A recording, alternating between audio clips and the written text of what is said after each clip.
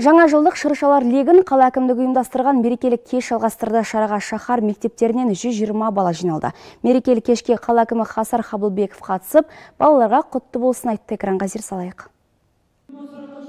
Жаңа жылдық шыршаның салтанатты рәсімі Қошкелдің жаңа жыл театрландырылған көрінісінен басталды. Аяз ата, Ақшақар, Қоян, Айдахар, Ұлу және Көлтауысар мен Сақұлақ сияқты қазақ ертегілерінің мейірімді кейіпкерлері кештің кішкентай қонақтарын қуанышқа бөледі. Балалармен бірге шырша шамын жаққан қала әкімі оқушыларға бар арман тілектің орындалуын тіледі. Жаңа жылда баршамызға жарқын болашақ тілеймін.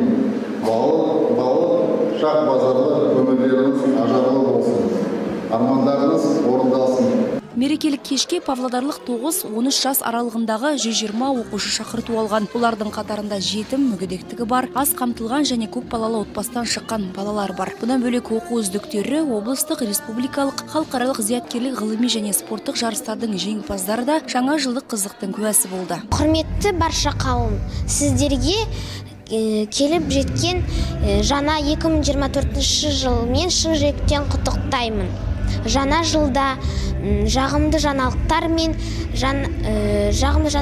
мен толағай табыс тілеймін. Әр игі істер мен жаңа бастамаларыңызға сәттілік серік болып, отбасыларыңызға баянды бақыт пен бақ-береке келсін. Жаңа жыл құтты болсын. Жаңа 2024 жылмен барлығын шын жүректен құттықтаймын. Жаңа жыл бақыт, шаттық, қуаныш әкелсін. Атап өту керек, мерекелік кешке қатысқан әр балаға қала басшысы естелік сыйлықтар, тәттілер мен 100 000 теңгенің ақшалай сертификатын табыс етті.